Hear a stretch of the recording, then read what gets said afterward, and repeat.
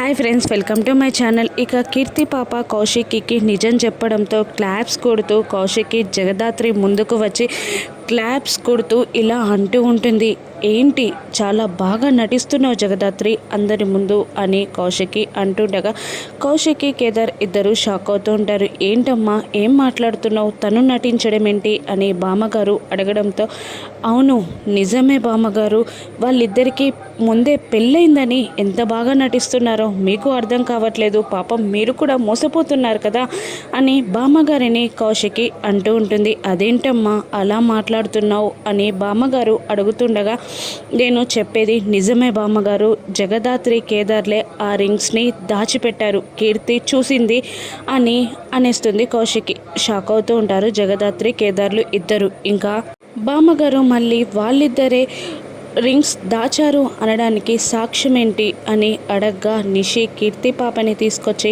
ముందు పెట్టి ఇదే సాక్ష్యం, ఈ చిన్న పిల్లే సాక్ష్యం, కేదార్ దాత్రి ఇద్దరు ఆ రింగ్స్ని దాచిపెట్టుండగా కీర్తి చూసేసింది అని అంటూ ఉంటుంది నిషి. ఇక కౌశికి కోపంగా ఇలా అంటూ ఉంటుంది, ఎందుకు జగదాత్రి నీ పెళ్ళిని నువ్వే ఎందుకు ఆపుకుంటున్నావు అనగా దాత్రి సైలెంట్గా ఉండిపోతుంది. మళ్ళీ కౌశికి ఇలా అంటుంటుంది, నేను చెప్పనా జగదాత్రి నువ్వెందుకు పెళ్ళి ఆపాలి అనుకుంటున్నావో, అసలు మీ ఇద్దరికి పెళ్ళే అవ్వలేదు, మీ ఇద్దరికి పెళ్ళయింది అని మీరు నాటకం ఆడుతున్నారు, అందుకే మీ పెళ్ళిని మీరే ఆపుకుంటున్నారు అని కౌశికి అంటుండగా దాత్రి కేదార్ ఇద్దరు సైలెంట్గా ఉండిపోతారు. ఇక వైజయంతి ఇలా అంటూ ఉంటుంది, అమ్మి కౌశికి వాళ్ళు నిన్ను ఇంత మోసం చేశాక కూడా ఎందుకు వాళ్ళని నువ్వు క్షమించి ఇంట్లో ఉండనిస్తున్నావు అని నిలదీస్తూ ఉంటుంది కౌశికిని వైజయంతి. ఇక కౌశికి కోపంగా లేదు, మీకు ఈ ఇంట్లో ఉండే